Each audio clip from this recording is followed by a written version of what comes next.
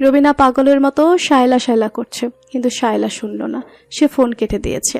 তার হৃদয় ভেঙে খান খান হয়ে যাচ্ছে। ভাগ্যিস হৃদয় ভাঙার শব্দ শুনতে পাওয়া যায় না, না হলে আজ এই হোস্টেল রুমে প্রলয় হতো। শায়লা হাহাকার করে কাঁদে। বৃহস্পতিবার রাত বলে তার রুমের বাকিরাও নেই যে শায়লাকে সামলে নেবে, সান্ত্বনা দেবে। শায়লা হুহু কান্নায় ভেঙে পড়ে। আকাশ বাতাস কাঁপিয়ে কাঁদে মেয়েটা। কাঁদতে কাঁদতে রাগ ওঠে ওর। কেন কাঁদছে ও? কার জন্য? ওই প্রতারকের জন্য? কেন কষ্ট পাচ্ছে ওর হৃদয়ায়নের জন্য? কেন?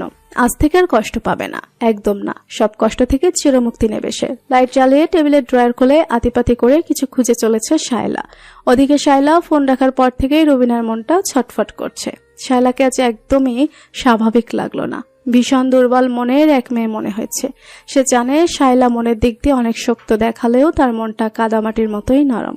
স্বভাবে অনেক চাপা, সহজে কাউকে মনের কথা বলতে পারে না। সেই মেয়ে আজ কত কথা বলে গেল। ভীষণ চিন্তায় রবিনার শরীর ঘামছে। মেয়েটা আবার কোনো পাগলামি না করে। থাকতে না পেরে মহুয়াকে ফোন দিল। রাজ্যকে পড়ালেখা করে মহুয়া, হয়তো এখনো জেগেই আছে। মায়ের ফোন দেখে অবাক হলো মহুয়া। তাড়াহুড়ো করে রিসিভ করলো। হ্যালো মা, কি হয়েছে? এত রাতে ফোন দিলে? দাদুর শরীর ঠিক আছে? তুমি কি ঠিক আছো? আমরা ঠিক আছি মহুয়া, কিন্তু শায়লার জন্য চিন্তা হচ্ছে। কিছুক্ষণ আগে আমাকে ফোন দিয়ে কি সব উল্টো পাল্টা বললো, তারপর ফোন কেটে দিল। এখন ওর ফোনে ফোনও ঢুকছে না। তুই একটু দেখবি? মহুয়া বিরক্ত হলো। এই বড় আপাটা দিন দিন কেমন যেন হয়ে যাচ্ছে। সে জানতে চাইল। এত রাতে? সেজন্যই তো চিন্তা হচ্ছে। আচ্ছা, কি বলেছে ও? ভাইয়াও আজ আমাকে ফোন দিল, বললো ও নাকি দেখা করতে গেছিল, অথচ দেখা না করেই ফিরে এসেছে। ভাইয়া তো ভয়ে ওর কাছেও যায় না, কি নাকি মনে করবে এই ভয়ে। রবিনার এবার সত্যি মন ছটফট করছে। সে চঞ্চল গলায় বলল, সেটাই তো আমার মনে হচ্ছে। কি রিদওয়ান দেশের বাইরে যাচ্ছে, দেখ ওর মাথা নষ্ট হয়েছে। যতই মুখে বলুক, ও হয়তো রিদওয়ানকে পছন্দ করতে শুরু করেছে। সে তো ওর বহু আগে থেকেই করা উচিত ছিল মা। ও একটা গাধি বলেই ভাইয়াকে পাত্তা দেয় না। রবিনা ভুরু কুচকে আছে। মহুয়ার কথা শুনেও শুনল না। তার কানে শায়লার কথা বাজছে। আজ শায়লার কথা অন্যরকম লেগেছে। চিন্তিত হয়ে রবিনা বলল, শোন, আমার কেন যেন ভালো লাগছে না। শায়লার কথাগুলো এলোমেলো ঠেকেছে। ও বলেছে রিদওয়ানের নাকি কোনো সেজতিকে ভালোবাসতো। কি বলছো এসব মা? মহুয়া চেঁচিয়ে উঠতেই রবিনা বলল, আমিও তোর মতো চেঁচিয়েছি। ও রাগ করে ফোন কেটে দিয়েছি। এখন আমার মনটা কেমন যেন করছে। তুই একটু দেখ না মা। মহুয়ার কপালে ভাঁজ পড়ল। কোমল কণ্ঠে বলল, আমি ফোন দিচ্ছি। না পেলে সকালে যাব ওর হোস্টেলে। এখন গেলে তো ঢুকতে দেবে না, তাই এখন যাব না। এমনিতেও আর 3-4 ঘন্টাই আছে সকাল হতে। তুমি শান্ত হও মা, আপুর ওখানে যেয়ে ফোন দেবো তোমাকে। এখন ঘুমিয়ে পড়ো। রবিনা ঘুমালো না। উজু করে তাহাজ্জুদ নামাজে দাঁড়ালো মেয়ের জন্য দোয়া করতে। মহুয়া বার কয়েক ফোন দিল, কিন্তু শায়লার ফোন আনরিচেবল দেখাচ্ছে। বাধ্য হয়ে ফোন রাখলো। সকালে বোনের কাছে যাবে ভেবে ঘুমিয়ে পড়ল তখনই। 3 ঘন্টা ঘুমিয়ে 7টার দিকে শায়লার হলে চলে এলো সে। মহুয়াকে চিনলেও এত সকালে ঢুকতে দিতে চাইল না সিকিউরিটি। অনেক অনুনয় বিনয় করার পর রাজি হলো। বোনের রুমের সামনে অনেকক্ষণ ডাকাডাকির ঘরেও দরজা না খোলায় ভয় পেয়ে গেল মহুয়া। এমনটা কখনো হয় না। ও দরজায় আঘাত করে চেঁচিয়ে ডাকতে শুরু করলো বোনকে। আওয়াজে বিরক্ত হয়ে আশেপাশে কক্ষের ছাত্রীরা উকি দিল।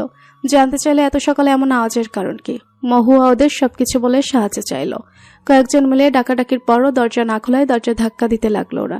একসময় দরজা ভেঙে ভেতরে ঢুকলো। রক্তে রঞ্জিত শায়লাকে মেঝেতে পড়ে থাকতে দেখে চিৎকার দিল মহুয়া। এ কি করেছে শায়লা? এখন তার মাকে কি বলবে সে? ডুকরে কেঁদে উঠল মহুয়া। কি করবে ভেবে পাচ্ছে না। মেয়েগুলো বোকা সেজে দাঁড়িয়ে আছে। ওদের মধ্যে একজন ছুটল হোস্টেল সুপারকে ডাকতে। মহুয়ার শরীর কাঁপছে থরথর। এরই মধ্যে ওর মনে হলে আর কাউকে না হোক একটা ফোন করতেই হবে। এই অবস্থায় তার কোথাও যাওয়া চলবে না। কাপা কাপা হাতে রেদানের নাম্বারে ডায়াল করলো মহুয়া। রিং বাজতেই বুকটা ধরাস ধরাস শুরু করলো। কিভাবে বলবে কথাগুলো? সারা রাত এপাশ ওপাশ করতে করতে ভোরের দিকে ঘুমিয়েছিল রেদওয়ান। 7 সকালে কাঁচা ঘুম ভাঙলো ফোনের রিংটনে। বিরক্ত হয়ে ফোনটা ধরতে ওপাশ থেকে মহুয়ার হাউমাউ কান্নার আওয়াজ পেল। হতবিহব্বল রেদওয়ানের ঘুম কেটে গেল। ফোন কে করেছে চোখ দুটো ডলে ভালো মতো দেখলো। স্ক্রিনে মহুয়ার নাম ভাসছে। হতচকিত হয়ে রেদওয়ান আবারও ফোন কানে ঠেকালো। মহু, কি হয়েছে? কি বলছিস বুঝতে পারছি না। কাঁদছিস কেন? মহুয়ার কান্নার বেগ বাড়ল। কান্না জড়ানো কণ্ঠে হড়বড়িয়ে অনেক কথা বলে গেল। রেদওয়ান অর্ধেক কথাই বুঝলো না। সে বিরক্ত হয়ে ধমক দিল, মহু, তুই আগে কান্না থামা। একটু পানি খেয়ে স্থির হয়ে বল কি বলতে চাইছিস। মহুয়া ঢোক গিলল পরপর। তার শরীর কাঁপছে থরথর, চিৎকার করে কাঁদতে মন চাইছে। অনেক কষ্টে নিজেকে শান্ত করে রেদনকে বলল, তুমি একটু আপুর হলে এসো। পাশ থেকে কে যেন বলল, ওকে মেডিকেলে নিচ্ছি, ম্যাম আসছে লোকজন নিয়ে। রেদনের মস্তিষ্ক সজাগ হলো যেন। সে সচকিত হয়ে বলল, তুই কোথায় মহু? কি হয়েছে? মহুয়া কান্না গিলে নিল। আপু সুইসাইড অ্যাটেম্প্ট করেছে ভাইয়া। রেদন না বুঝে চেঁচিয়ে উঠল। কে? কার কথা বলছিস? মহুয়া এবার আর নিজেকে সামলে নিতে পারল না, কান্নায় ভেঙে পড়ে বলল, বড়পা সুইসাইড অ্যাটেম্প্ট করেছে ভাইয়া, রক্তে লেপ্টে আছে। আপু মনে হয় মরে গেছে ভাইয়া। রেদন অবিশ্বাস্য কণ্ঠে ধমকে উঠল। কি বাজে বকছিস? শায়লা কেন এমন করবে? মহুয়া ছড়ছড় করে কেঁদে দিল। মা আমাকে মাঝরাতে ফোন দিয়ে আপুর কাছে আসতে বলেছিল। আমি এখন কি বলবো মাকে? রেদনকে পাগল পাগল লাগলো নিজেকে। শায়লা কেন এমন করবে? শায়লাকে ভালো রাখতেই সে শায়লা থেকে দূরে থাকে, তবুও কেন শায়লা এমন কিছু করবে? তাহলে কি সে যুক্তির কথা শুনেই এমন কিছু করলো? রেদনের শরীর অসাড় হয়ে এলো। মহুয়া ডাকলো, ভাইয়া তুমি কি আসবে না? আমি কি করবো বুঝতেই পারছি না, বাড়িতে কি বলবো? রেদন কাঁপা কাঁপা কণ্ঠে বলল। আমি এখন আসছি। ফোন কেটে দিয়ে ঘরের মধ্যে কাপড় পরলো রেদন। ওয়ালেট আর মোবাইল পকেটে পুরে বাইরে এলো। হন্তদন্ত হয়ে বেরোবে এমন সময় চাকিয়ে রাখলো। রিত, এত সকালে কোথায় যাচ্ছিস? রেদন যেন শুনেও শুনল না। সে দৌড়েই রাস্তায় নামলো। মেডিকেলের ইমার্জেন্সিতে পৌঁছে রেদন দেখলো পুলিশ দাঁড়িয়ে আছে। রেদনের হাত পা কাঁপছে। শায়লা কি সত্যি সত্যি মাথা ঘুরে উঠলো রেদনের? দেয়ালে ঠেস দিয়ে নিজেকে বাঁচালো। মহুয়া তাকে দেখে এগিয়ে এলো। ছলো ছলো নয়নে তাকিয়ে থেকে বলল, বড়পাকে অপারেশন থিয়েটারে নিয়েছে। রেদন মহুয়া চোখে চোখ রাখলো। আমি দেখছি। রেদন সেদিকে পা বাড়াতেই পুলিশ একজন এসআই এগিয়ে এলো। এক্সকিউজ মি, আপনি ভিকটিমের স্বামী তো? কিছু জিজ্ঞাসা ছিল আমাদের। আমি একজন বিসিএস ক্যাডার, এই মেডিকেল থেকে পাশ করেছি। আপাতত আমার ওয়াইফের কন্ডিশন জানতে ইচ্ছুক। দেখে এসে আপনাদের সাথে কথা বলছি। রেদনকে জহুরি নজরে জরিপ করে লোকটা নিঃশব্দের সামনে থেকে সরে গেল। অপারেশন থিয়েটারের সিনিয়র সার্জন রেদনের পরিচিত স্যার। তাকে দেখেই অবাক হলো। তোমার আত্মীয় নাকি রিদওয়ান? শায়লার অবস্থা দেখে ততক্ষণে রেদনের অবস্থা খারাপ। ফ্যাকাশে মুখের শায়লা অর্ধমৃত অবস্থায় শুয়ে আছে। তার মুখে অক্সিজেন মাস্ক। দু হাতের একটাই ব্যান্ডেজ চলছে, অন্যটা আরেকজন ডাক্তার পরিষ্কার করছে গজ দিয়ে। কবজির কাজটা হা হয়ে আছে। রেদন ডাক্তার হওয়া সত্ত্বেও দেখে শিউর উঠল। সে টলমলে পায়ে এগিয়ে এলো। ফিসফিসিয়ে বলল, আমার ওয়াইফ হয় স্যার। ওর কন্ডিশন কেমন একটু বলবেন? সিনিয়র সার্জন অমিয় বিস্ময়ের চূড়ান্ত অবস্থানে থেকে বলল, are you kidding? No sir, it's true. Robotic গলায় উত্তর দিল রেদন। অমিয় ততক্ষণে এক হাতের ব্যান্ডেজ শেষ করে অন্যটার স্টিচিং ধরেছে। রেদনের অবস্থা বিবেচনা করে একজন নার্সকে ডাকলো। ওকে একটা চেয়ার দাও, একটু পানিও দিও। হি ইজ ইন শক। আমি ওকে স্যার। ও কেমন আছে? ওয়েল, সত্যি বলতে খুব ভালো না, আবার একদম খারাপও না। ভাগ্যিস রক্তনালীতে সরাসরি আঘাত পড়েনি, তবে রক বা টেন্ডেন যেটাকে বলি আমরা, সেটা কেটেছে অনেকগুলো। মাংসপেশি কতখানি ক্ষতিগ্রস্ত হবে তা ভবিষ্যতে ক্ষত শুকানোর পর বোঝা যাবে। তবে আসার কথা হলো 6 ঘন্টার কম সময় বলে রিকভারির চান্স বেশি আছে, যদি না ইনফেকশন হয়। আর ওর জ্ঞান ফিরতে সময় লাগবে। বেশ ভালোই ব্লাড লস হয়েছে, রেসপন্সও কম পাচ্ছি। দেখা যাক কি হয়। রেদন চুপচাপ শুনল কথাগুলো। এর মধ্যে একবারও শায়লার থেকে নজর সরায়নি। ও ভাবতেও পারছে না শায়লার মতো শক্ত মেয়ে এমন কিছু করতে পারে। ওকে সুইসাইড করার মতো দুর্বল মনে হয়নি কখনো। কাজ শেষ করে হাত ধুয়ে অমিও রেদনের কাছে এসে ওর কাঁধে হাত রাখলো। Don't worry, she will be fine. Redon তবুও নজর সরালো না। অমিও শায়লাকে একবার দেখে জানতে চাইল, কেন এমন করলো? অভিমান করেছে তোমার উপর? রেদন যেন নিজেকে বলছে এমনভাবে ফিসফিস করলো। অভিমানের মতো সম্পর্ক আমাদের মধ্যে ছিল না স্যার। কেন এমন করলো বুঝতে পারছি না। ও এত দুর্বল মনের নয়। আমিও কিছুক্ষণ রেদনের দিকে তাকিয়ে থেকে হাসলো। খুব ভালোবাসা মনে হচ্ছে। রেদন চোখ সরিয়ে নিয়ে স্যারকে দেখলো, তবে উত্তর দিল না। আমিও হাসলো। চলো বাইরে যাই, ওকে আইসিইউতে শিফট করতে হবে। আগামী কিছু ঘন্টা ওর জন্য রিস্কি। জ্ঞান ফিরলে চিন্তা কমবে কিছুটা। রেদন বেরিয়ে এলো। পকেটে ফোনটা অনবরত ভাইব্রেট করে চলেছে। বের করে বাবার নাম্বার দেখে ধরলো। বাবা, তুমি একটু মেডিকেলে আসবে? ওয়াহেদ উদ্বিগ্ন গলায় জানতে চাইল। হাসপাতালে কেন? কার কি হয়েছে রিদওয়ান? রেদন ক্লান্ত গলায় বলল, তুমি প্লিজ তাড়াতাড়ি এসো। এখানে পুলিশ আছে, তাদের হ্যান্ডেল করার একটা ব্যাপার আছে। আমার মাথা কাজ করছে না। ওয়াহেদ হতবুদ্ধি হয়ে বলল। পুলিশ? রিদওয়ান তুমি কি বিপদে পড়েছো? তাড়াতাড়ি বলো আমাকে। রেদন অধৈর্য গলায় বলল, প্লিজ বাবা, প্রশ্ন না করে তাড়াতাড়ি এসো এখানে। আমরা মেডিকেল ইমার্জেন্সিতে আছি। বাবাকে আর কিছু বলার সুযোগ না দিয়ে ফোন কেটে দিল রেদন। বাইরে আসতেই মহুয়া ছুটে এলো। আপু কেমন আছে ভাইয়া? ও বাঁচবে তো? এমন অবস্থাতেও রেদন হেসে দিল। ওর হাসিটা অদ্ভুত দেখালো। দুটো উদ্ভ্রান্ত চোখ নিয়ে মহুয়াকে দেখলো। তুই না ডাক্তারি পড়ছিস মেহু? এমন উজবুকের মতো কথা বলছিস কেন? মরে যাওয়া কি এতই সহজ? আর ও মরতে চাইলে ওকে মরতে দেবো কেন? ও কেন এমন করলে এই প্রশ্নের জবাব না দিয়ে ওকে মরতে দেবো না, আমি কিছুতেই দেবো না। তুই ভাবতে পারিস এই ওর জন্য আমি নিজেকে দূরে সরিয়ে নিচ্ছিলাম, তবু ওর শান্তি হলো না। তোর বোন কি চায় আসলে? মহু, বলতো ও কি চায় আমার কাছ থেকে? তুমি দূরে চলে যাচ্ছ এটা মনে হয় সহ্য হয়নি ওর। জানোই তো অনেক চাপা স্বভাবের। মনে কি চলছে কখনোই মুখ ফিটে কিচ্ছু বলবে না। রেদন এই প্রথমবারের মতো কুৎসিত একটা গালি দিল। ওর চাপা স্বভাবে নিকুচি করি আমি। আমার জীবনটাকে খেলো বানিয়ে রেখে দিল।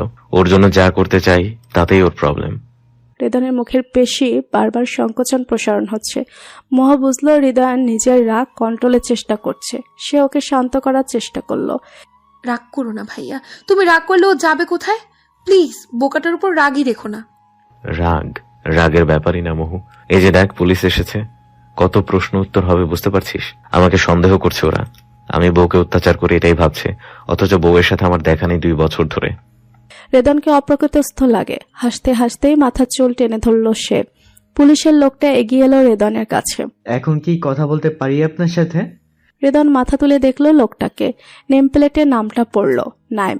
রেদন নাইম নামের লোকটার মুখপানে চেয়ে বলল, নাইম সাহেব, এখানেই বসুন। কি জানতে চান বলুন। আপনার ওয়াইফ মানে ভিকটিম কেন এমন কিছু করার চেষ্টা করলো? কোনো প্রবলেম ছিল আপনাদের মধ্যে?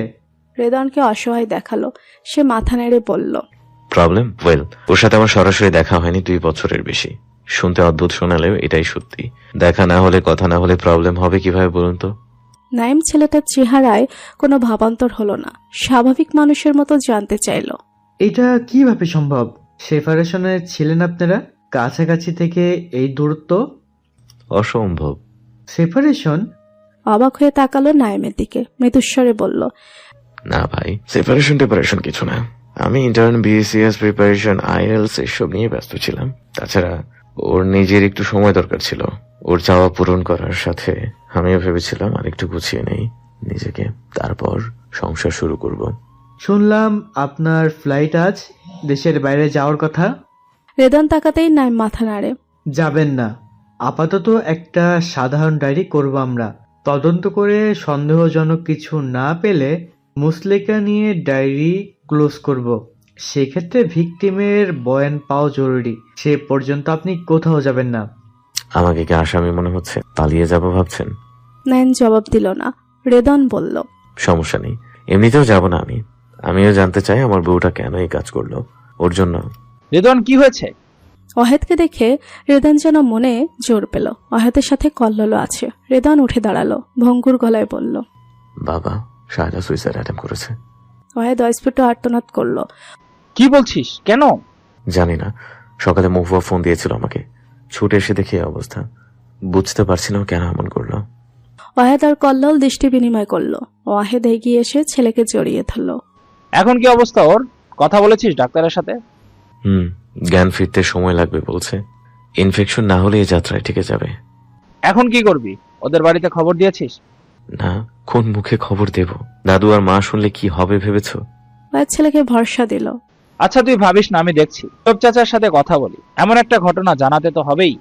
অহেদ এগিয়ে যেতে রেদন ডাকল, বাবা, আমাদের বিশ্ববিদ্যালয় অথরিটি ডেকেছিল। যেহেতু আত্মহত্যার চেষ্টা করেছে শায়লা, সেই জন্য তুমি একটু কথা বলে দেখো না ওনাদের সাথে। ওয়াহেদ আর কল্লোল নাইমকে ডেকে নিল। রেদন পায়ের জুতা খুলে হাঁটু ভাঁজ করে বসলো। মহুয়া চুপচাপ বসে দেখলো রেদনকে। ছেলেটাকে ভীষণ অসহায় লাগছে। মহুয়ার নিজেকে ভীষণ অপরাধী মনে হলো। রেদনের জন্য কষ্ট লাগছে তার। এ মানুষটা সম্পূর্ণ বিনা দোষে সাজা ভোগ করছে। দোষ করেছিল তার বাবা। তাদের জীবনকে পাল্টে দিল তার বাবা। আর শাস্তি পাচ্ছে কিনা রেদন নামক এই সহজ ছেলেটা। বড় আপাটা এমন গাধা হলো কবে থেকে?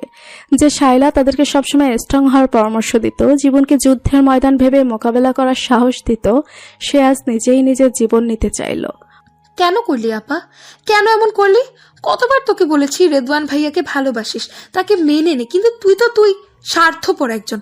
পালিয়ে বাঁচতে চাইলি জীবনের সব ঝড় ঝাপটা থেকে। একবারও ভাবলি না তোর এমন কাজের কথা মা শুনলে কি হবে? নিজের সবচেয়ে ভালোবাসার মানুষের প্রতারণায় মানুষটা সেই কবে হেরে গেছিল জীবনের কাছে। তুই এমন একটা কাজ করে সেই হেরে যাওয়া মানুষটাকে আরো হারিয়ে দিলি, তার অস্তিত্ব মাটির সাথে মিলিয়ে দিলি। একবার ভাবলি না, উল্টো আমাদের জীবন নিয়ে ছিনিমিনি খেলা মানুষটাকে সুযোগ করে দিলি তুই। মায়ের লড়াইটাকে এত হালকা করে দিলি তার সামনে। এত বড় লজ্জা নিয়ে মা কিভাবে বাঁচবে বড় পা? মানুষটা যখন মায়ের দিকে আঙুল তুলে বলবে আমার মেয়েদের তুমি মানুষ করতেই পারোনি ঠিকঠাক, মা তখন কি জবাব দেবে বড় পা? আমাদের এতদিনের কষ্টকে তুই প্রশ্নবিদ্ধ করে ফেললি কি এভাবে? তুই কি করলি বড় পা? মহুয়া দুহাতে মুখ ঢেকে ডুকরে উঠল। রুবিনা আর তোয়াব মাওলানা হাসপাতালে পৌঁছালেন রাত 10টা নাগাদ। ওয়াহেদ পুলিশি ঝামেলা মিটিয়ে সারাদিন ছেলের সাথে ছিল। তোয়াব মাওলানাকে দেখে এগিয়ে গিয়ে ধরল ওয়াহেদ। বুড়ো মানুষটা দীর্ঘ জার্নিতে ক্লান্ত হয়ে গেছে। তাকে ধরে ওয়াহেদ বুঝলো মানুষটার শরীর কাঁপছে থরথর। ওয়াহেদ তাকে দুহাতে ধরল। চাচা, আপনার কি শরীর খারাপ লাগছে? তোয়াব মাওলানা নীরব। ওয়াহেদ গলা উঁচিয়ে ডাকল, রিদওয়ান, এদিকে এসে দেখতে একটু। চাচা জানের শরীর খারাপ মনে হয়। রেদন ক্লান্ত শরীর নিয়ে উঠল। ওয়াহেদ তোয়েব মাওলানাকে বসিয়েছে চেহারে। মানুষটা মৃদুস্বরে পানি চাইল। রেদন বোতল এগিয়ে দিল। 2 ঢোক পানি খেয়ে চোখ বুঝল তোয়েব মাওলানা। তার কপালে বিন্দু বিন্দু ঘামের আভাস। রেদন হাত বাড়িয়ে পাল চেক করলো। পালস রেট হাই দেখে তার ভুরু কোচকালো। তোয়েব মাওলানা তখনই চোখ মেলে রেদনের দিকে তাকালো। আমার শালা কেমন আছে দাদা ভাই? রেদন চমকায় ধমকায়, শরমে অধোবদন হলো তার। 2 দাদু কত আস্থা নিয়ে তার সাথে শায়লার বিয়ে দিয়েছিল, অথচ সে সেই আস্থার মান রাখল না। দায়িত্ব পালনে অক্ষম প্রমাণ হলো। রেদনের হৃদয়ের ভেতরটা দুমড়ে মুচড়ে যায়। অনেক কষ্টে নিজেকে সামনে নিয়ে জলদ গম্ভীর স্বরে সে বলল, জ্ঞান ফেরেনি, তবে ভালো হয়ে যাবে। তোয়েব মাওলানা নীরব হয়ে আবার চোখ বুঝল। পাশে রবিনা থমথমে মুখে দাঁড়িয়ে। আসার পর থেকে একটাবারও রেদনের দিকে তাকায়নি, কথা তো দূর। এখন মুখ খুলে বলল, শায়লাকে দেখবো আমি, কোথায় আছে ও? রেদন মানা করতে যেয়ে থেমে গেল। সে ডাকলো, আসুন আমার সাথে। আইসিইউর সামনে গিয়ে ডিউটি ডাক্তারের সাথে কথা বলে রুবিনাকে ভেতরে ঢুকিয়ে দিল। নিজে আবার এসে বসলো চেয়ারে। অস্থির নজর ঘুরে বেড়াচ্ছে চারপাশে। উপরে উপরে রেদনকে শান্ত দেখালে ওর ভেতরটা ভাঙচুর হচ্ছে প্রতি সেকেন্ডে। মুখে কিছু না বললেও মনে মনে সারাক্ষণ নিজের ভুলটা ভেবে চলেছে। এবার কোথায় ভুল হলো তার? তার ইউকে যাওয়ার খবরটা নিজ মুখে শায়লা জানানো উচিত ছিল মনে হয়। একবার ভালোভাবে বিদায় নেওয়া দরকার ছিল। মেয়েটা হয়তো তার অপেক্ষায় ছিল, সেজন্য না পারতে শায়লা নিজেই হুট করে কাল তার সাথে দেখা করতে গেছিল। তবে কি শায়লা তাকে চাইতে শুরু করেছিল? 2 বছরের বিরহ কি শায়লাকে তার প্রতি আকৃষ্ট করেছিল? তবে ফিরে গেল কেন? নাকি সে জ্যোতির কথা শুনে অভিমান হয়েছে? রেদনকে এতদিন দেখেও কি এক ফোঁটা বিশ্বাস জন্মেনি মনে? আর সে জ্যোতিকে নিয়ে কিছু জানার হলে কেন রেদনকে সরাসরি প্রশ্ন করলো না? ওর রাগটা কোথায়? ভেবে ভেবে মাথা নষ্ট হওয়ার জোগাড় হয়েছে। এত কিছুর মাঝে আর একটা প্রশ্ন রেদনের মনে এসেছে, সেটা হলো সে জ্যোতির কথাটা শায়লাকে বলেছে কে? শায়লা কি আগেই জেনেছে না গতকাল? জানলেও কিভাবে জেনেছে? এত পুরনো কিচ্ছা কে বলেছে আর কি উদ্দেশ্যে বলেছে? যেখানে সে জ্যোতি একটা ঘৃণ্য অতীত, এবং যে অতীত রেদন শায়লাকে বিয়ের পরপরই নিজের জীবন থেকে ঝেড়ে ফেলেছে, সেখানে ওই অতীত কেন টেনে আনবে কেউ? রেদন বেশ বুঝতে পারছে যে বলেছে তার উদ্দেশ্য খুব একটা ভালো না। সে হয়তো তাদের সম্পর্ককে প্রশ্নবিদ্ধ করতে এমন কাজ করেছে। আকাশ পাতাল ভাবনায় মন আরো বেশি চঞ্চল হলো তার। উঠে দাঁড়িয়ে দেখলো রুবিনা বের হয়েছে কিনা। 5 মিনিট পরে রুবিনা বেরোলো। তার চোখ দুটো ভেজা ভেজা। নিশ্চয়ই কান্না করেছে শায়লাকে দেখে। আইসি থেকে বেরিয়ে রেদনকে দেখেও দেখলো না রুবিনা। সোজা হেঁটে চলে গেল উল্টো দিকে। মহুয়া কেবলই এসেছে আবার। মাকে উল্টো দিকে যেতে দেখে ডাকলো, মা, কখন এসেছো? ওইদিকে যাও কেন? রুবিনা মেয়েকে দেখে ঝাঁঝিয়ে উঠল। তুই কই গেছিলি শায়লাকে একা ফালায়? মহুয়া ধমকায়। আর চোখে রেদনকে দেখলো। রেদনকে বিচলিত দেখালো। মহুয়া নজর ফিরিয়ে পায়ে পায়ে মায়ের দিকে এগিয়ে গেল। সারাদিন ময়লা কাপড় নিয়ে বসেছিলাম বলে বিকালে হলে গেছিলাম, গোসল করে ফিরলাম। রুবিনা মুখ খিচিয়ে বলল, তুই ফোন দেস নাই কেন আমাকে? বলছিলাম না সকালে শায়লার কাছে যায় আমাকে ফোন দিবি, মানুষের থেকে খবর পাওয়া লাগে। সকালে ফোন দিলে দুপুরে চলে আসতাম আমার মেয়ের কাছে। মহুয়া থতমত খেল। মা আসলে কি বলতে চাইছে বুঝতে পারছে না। মানুষ বলতে কাকে বোঝালো? ওয়াহেদ আক্কেলকে? মহুয়া অবাক হলো মায়ের আচরণকে। সে মিনমিনে করল, ওই সময় আপার যে অবস্থা ছিল, মা তোমাকে ফোন দিলে কি করতে? আপাকে বাঁচানো বেশি জরুরি ছিল মা, তাই রেদওয়ান ভাইকে ফোন দিয়েছি। তাছাড়া পুলিশ আসলো, এটা সেটা জিজ্ঞেস করলো, তুমি কি এসব বুঝতা? বেশি বকবক করিস না। কি শিখিয়েছি তোদের সেটাই ভেবে পাচ্ছি না। তোরা কেউ আমাকে শান্তি দিলি না। রুবিনা খেকিয়ে উঠল।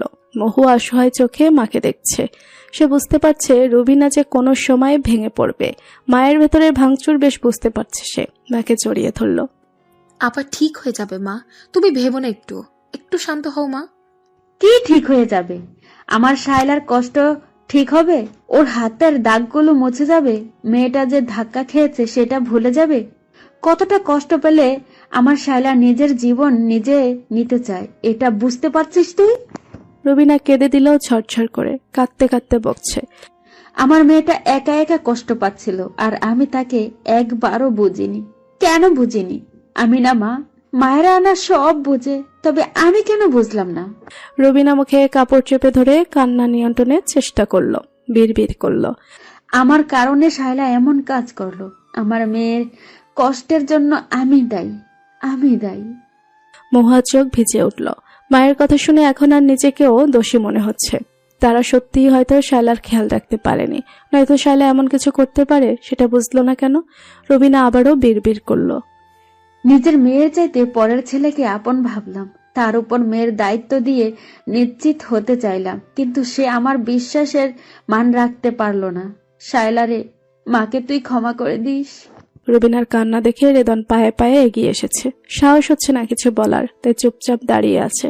কিন্তু এখন যেন নিজেকে সামলে রাখতে পারলো না। মা, এমন করে বলবেন না প্লিজ। আমি সত্যি কখনো শায়লার খারাপ চাইনি। আপনি জানেন সে কথা। প্লিজ আমাকে ভুল বুঝবেন না। তুমি আমাকে মা বলে ডেকো না রিদওয়ান, তোমার মুখে এই ডাক মানায় না, আমিও আর শুনতে চাই না। হে, আপনি কি বললেন মা? আমি কি করেছি? আমার ভুলটা অন্তত বলে দিন। এতটা আলা বলা সেজো না রিদওয়ান, তুমি জানো না তোমার দোষ কি? রেদন মাথা নাড়ে। আমি সত্যিই জানি না মা, প্লিজ বলুন। আমি তোমাকে আমার শায়লার চাইতে বেশি বিশ্বাস করেছিলাম, তাই তো তুমি যা বলেছ তাই বিশ্বাস করেছি। মেয়েকে সেভাবেই বলেছি, অথচ সেই তুমি দেশের বাইরে যাবে শায়লাকে না বলে। এটা কোনো ধরনের আচরণ তোমার? রেদন ছটফট করে উঠল অন্তর্দাহনে। কিন্তু সে কথা আপনাদের জানিয়েছিলাম মা, আপনারা তখন মেনেছিলেন। কারণ তখনও জানতাম না শায়লা কি চায়। ও নিজে যেচে পড়ে তোমার সাথে দেখা করতে গিয়েছিল, তারপর কোন কারণে দেখা না করে ফিরে এলো। তোমার কি উচিত ছিল না ওকে একটাবার ফোন দেওয়া, একটাবার বলা যে তুমি চলে যাচ্ছ, ফিরে আসবে 2 বছর পর? রেদন দেওয়ার মতো জবাব পেল না, আত্মপক্ষ সমর্থনে মিনমিন করলো। আমি ভেবেছিলাম দেশে ফিরে একেবারে সব মিটমাট করে নেব। রুবিনা হতাশ কণ্ঠে বলল। তুমি ভেবেছিলে তুমি কেন সব নিজের মতো ভেবে নেবে রিদওয়ান? জানো, শায়লা তোমার ফোনের অপেক্ষায় ছিল, আমার কাছে ফোন দিয়ে আফসোস করলো। তোমার ভালোবাসা লোক দেখানো সেটাও বললো, তা নয়তো ভালোবাসি ভালোবাসি বলে মুখে ফেনা তুলে ফেলা। তুমি কেন দেশ ছাড়বে ওকে না জানিয়ে? রেদন নিজেকে ডিফেন্ড করলো সর্বাত্মকভাবে। আপনি ওই কথা বললেন মা, সব জানার পরও কিভাবে আমাকেই দোষী বানালেন? আমি কি চেষ্টা করিনি শায়লাকে সুখের জীবন দিতে? যদি বলি ওর জন্য আমি সাফারার, তাহলে কেমন হয় বলুন তো? ওর ছোটবেলায় পাওয়া বাবার আঘাতের দায় আমাকেই চুকাতে হলো কেন মা? এই যে অবিশ্বাস ওর মধ্যে, এটা তো আমার তৈরি না। তবুও আমি ওর সব অন্যায় কথা আর ব্যবহার সয়েছি। আমার কি এখন এসব পাও না? আমিও তো অন্য কিছু চাইতে পারতাম। রুবিনার মুখের পেশিগুলো কঠোর হলো। এসব বললে সত্য মিথ্যা হয়ে যাবে না রিদওয়ান। ও তোমার সাথে দেখা করতে গিয়েছিল, তা জানার ওরও তুমি ওকে ফোন দাওনি। দেখা করা দূর, এটা কি তোমার দোষ নয়? রেদনের চোখ দুটো লাল হলো। ফোন দেইনি কারণ আমি ভয় পেতাম যে আমার ফোনে যেন কষ্ট না পায়। একটা বার যদি টের পেতাম ও এমন কিছু করবে, তাহলে আমি ছুটে চলে আসতাম ওর কাছে। কিন্তু ওর তো আমার নৈকট্য পছন্দ ছিল না। আরো ভুল আছে রিদওয়ান, তুমি সেজতির কথা লুকিয়েছ ওর কাছে কেন? কষ্টের স্মৃতি কেউ মনে করতে চায় মা? আপনি চাইবেন? কেন এভাবে দায় দেখিয়ে আমাকে কষ্ট দিচ্ছেন, যেখানে আমার প্রতিটা কাজ আপনাদের জানিয়ে করা? রেদনের চোখে তীব্র বেদনার ছাপ। রুবিনা যেন তা দেখেও দেখল না। সে অটল গলায় বলল। আমার মেয়েটা তোমার বাড়ি থেকে কাঁদতে কাঁদতে ফিরেছে, তুমি জেনেও চুপ করেছিলে, ওর সাথে যোগাযোগ করোনি। এখানে তাহলে কার দোষ রিদওয়ান? নিজের ভুল মানতে শেখো। তোমার ছোট একটা ভুল শালাকে মৃত্যুর দুয়ারে ঠেলে দিয়েছে। আজ মনে হচ্ছে ওকে জোর করে তোমার সাথে বিয়ে দিয়ে সত্যি ভুল করেছি আমরা। এটা কি বললেন মা? রেদনের আহত কণ্ঠে হৃদয় বিদীর্ণ হওয়ায় আজ পাওয়া গেল। সে ভাঙাচোরা মানুষের মতো হেলে পড়ল। আজ ভীষণ কষ্ট পেলাম মা। আপনাকে আমি নিজের মায়ের মতোই সম্মানের আসন দিয়েছি। হয়তো আমিই ব্যর্থ, আমারই কোনো ভুল আছে যে এতদিনেও আপনাদের আপন করতে পারিনি, আপনাদের ছেলে হয়ে উঠতে পারিনি। আমাকে মাফ করে দিন মা, আমি আমার দায় মেনে নিলাম, সব ভুল আমারই। বলে আর দাঁড়ালো না সে। ধীর পায়ে বেরিয়ে এলো হাসপাতাল থেকে। রাস্তার মৃদু আলোয় ব্যর্থ মানুষের মতো হেলে দুলে হেঁটে যেতে দেখা গেল তাকে। রেদন বাড়ি ফিরে আসতেই যাকে একের পর এক প্রশ্ন বানে জর্জরিত করে ফেলেছে তাকে। বারবার আহাজারি করছে। কেমন মেয়ে বিয়ে করেছিস? তোর দাদুজান বুঝতে পারছিস? এজন্যই আমরা বারবার মানা করেছিলাম ওর থেকে দূরে থাকতে। বলতাম ভাগ্যিস এখন ঘটা করে অনুষ্ঠান করিনি, নয়তো আজ মান সম্মান নিয়ে টানা হেসরা হতো। কি কপাল আমার, এত টাকা খরচ করে দেশের বাইরে যাওয়ার জন্য তৈরি হইলি, অথচ ওই মেয়ের জন্য সব পণ্ড হলো। এজন্যই ওই মেয়েটাকে সহ্য হয় না আমার। বাবা ছাড়া দাদার দয়া মানুষ হয়েছে, তবুও কত ঢং ন্যাকামি দেখে বাঁচি না। জামাইকে পাত্তা দেয় না, শ্বশুরবাড়ির মানুষকে পাত্তা দেয় না। কি শিখিয়েছে ওর মা? কোনো সভ্যতা ভদ্রতা জানে না। আমার ছেলেটার জীবন নষ্ট করে দিল ওই মেয়েটা। ওই মেয়েকে নিয়ে আদিক্ষেতাতে বাদ দে তো ঋতু, ওকে ছেড়ে দে। এছাড়া তোর শান্তি আসবে না। আমি তোর ভালো দেখে বিয়ে দিব। যে মেয়ে স্মার্ট, দেখতে শুনতে ভালো, আমাদের সাথে যায়, ম্যাচ হবে, এমন একটা মেয়ে দেব তোকে। তুই ওকে ছেড়ে দে ঋতু। মায়ের কথা শুনতে শুনতে রেদনের চোখ ছানা পড়া। সেই চোখে অবিশ্বাস আর ঘৃণা খেলে বেড়াচ্ছে। সে চেঁচিয়ে উঠল। ছেড়ে দেব মানে? মা, এসব কি বলে যাচ্ছ তুমি? যেভাবেই হোক মেয়েটা তোমার ছেলের বউ এখন। তার অসুস্থতায় তুমি সুস্থতা না চেয়ে কি সব বলছো? আমার বউ মৃত্যুর কাছাকাছি দাঁড়িয়ে আর তুমি পড়ে আছো ইউকে যাওয়া নিয়ে। জাকিয়া থতমত খেলো, মিনমিন করে বলল, তোর এত কষ্টের এমডি ডিগ্রি, তোর তো ক্যারিয়ার শেষ ঋতু। রেদন বিরক্তি নিয়ে বলল, ক্যারিয়ার শেষ হলে শেষ? বউয়ের চেয়ে ক্যারিয়ার বড় নাকি? একটা মানুষের জীবন চলে যাচ্ছে আর তুমি আছো ক্যারিয়ার নিয়ে। কিছু না হলে গ্রামে গিয়ে ডাক্তারি করবো, তোমার সমস্যা কি? জাকিয়া এবার চেঁচিয়ে উঠল, কি আবল তাবল বকছিস ঋতু? এজন্যই ওকে আমার সহ্য হয় না। ডাকাত মেয়ে একটা আমার ছেলেটাকে দখল করে নিয়েছে। যে ছেলে মায়ের সাথে উঁচু আওয়াজে কথা বলতো না, সে এখন মায়ের সাথে তর্ক করে। ভালো তো ভালো না। রেদন বুড়ুকুচকে মায়ের দিকে তাকিয়ে রইল। হুট করে প্রশ্ন করল, তুমি কি কাল শায়লাকে সেজুতির কথা বলেছো? জাকিয়া চমকে উঠল। তার চেহারা ফ্যাকাশে হয়ে গেছে। মৃদুস্বরে বলল, আমি কেন ওই মেয়েকে ওইসব বলবো? মায়ের মুখের ভাব দেখে রেদন কিছুটা আন্দাজ করে নিল। ঘৃণা ভরে মাকে দেখল। গুটি কয়েকজন ছাড়া সেজুতির কথা কেউ জানে না, আর তুমি ছাড়া শায়লার কাছে বলার মতো কাউকে খুঁজেও পাচ্ছি না। তুমি কিভাবে পারলে মা? এমন কিছু কিভাবে করতে পারলে যেখানে তুমি জানো তোমার ছেলে মেয়েটাকে পছন্দ করেছে, সেজুতিকে ভুলে একটু ভালো থাকতে শিখছে, সেখানে তুমি খুশি না হয়ে ছেলের জীবনটা বিষিয়ে তুলতে চাইছো? তোমার জন্য মেয়েটা আজ মৃদুর দুয়ারে পৌঁছে গেছে। ছি মা, ছি, আমি ভাবতেও পারছি না তুমি এমন কিছু করতে পারো। জাকিয়া নিজেকে বাঁচানোর জন্য প্রাণপণ চেষ্টা করলো। তুই আমাকে ভুল বুঝছিস ঋতু। আমি এমন কিছুই বলিনি যাতে মেয়েটা নিজের জীবন দেবে। ওই মেয়ে একটা পাগল। কিছু বললে এমন ভাব করে যেন কিছুই বোঝে না, কিছুই জানে না। সামান্য কথায় অনেক বেশি রিয়াক্ট করে। রেদন অবাক হয়ে মায়ের দিকে তাকিয়ে রইল। তীব্র বিতৃষ্ণা নিয়ে বলল, তুমি কিসের ভয় পাও মা? এতদিন দাদু ছিল, তোমার ভয় পাওয়ার ব্যাপারটা বুঝতাম, কিন্তু এখন কিসের ভয়? দাদু তো নেই, আর থাকলেও দাদু কখনো তোমার ব্যাপারে কারোর সাথে কোনো কথা বলতো না। জাকিয়া অবাক হলো। মানে কি ঋতু, কি বলছিস? বুঝতে পারছি না। রেদন দীর্ঘশ্বাস ফেলে বলল, তুমি দাদিমার সাথে কি করেছিলে সেটা দুর্ভাগ্যবশত আমি দেখে ফেলেছিলাম মা। দাদাজান সব জানতো, তবু কোনোদিন কাউকে কিচ্ছু বলেনি বা বলার চেষ্টা করেনি। নয়তো বাবার সাথে তোমার বিচ্ছেদ চূড়ান্ত ছিল। কিন্তু জানো তো, দাদাজান এতটা নীচ নয়, তাই বাবার কান পর্যন্ত ঘটনা গড়ায়নি। তুমি দাদাজানকে ভয় পেতে, একই সাথে অপছন্দ করতে, তাই তো তার সব কথা মেনে নেওয়ার ভান করতে। আমি এত বছর ধরে এটাই ভেবে এসেছি তোমার হয়তো অনুশোচনা হয়, তুমি হয়তো শুধরে গেছো, কিন্তু তুমি কখনোই শুধরাবে না। শোনো মা, শায়লার ব্যাপারটা নিয়ে থানায় জিডি হয়েছে। ওরা কোনোভাবে যদি টের পায় আমাদের কারো কোনো সম্পৃক্ততা আছে এই ঘটনায়, তাহলে পুরো পরিবারের জেলের ঘানি টানতে হবে। এখন তুমি কি চাও বলো? শায়লার সাথে শত্রুতা বজায় রাখবে, নাকি ছেলের বউ হিসেবে মেনে নেবে? না নিলেও সমস্যা নেই মা, ওকে নিয়ে আমি আলাদা থাকবো। দাদাজানকে বাবা কখনো সন্তান হিসেবে সন্তুষ্টি দিতে পারেনি, তবে বাবার কষ্ট হবে ভেবে দাদাজান সেই নিয়ে কোনো অভিযোগও করেনি। মানুষটার সামান্য চাওয়া আমার কাছে ছিল, এটুকু পূরণ না করতে পারলে আমার পাপ লাগবে মা। তুমি কি চাও তোমার সন্তানের জীবন এলোমেলো হোক?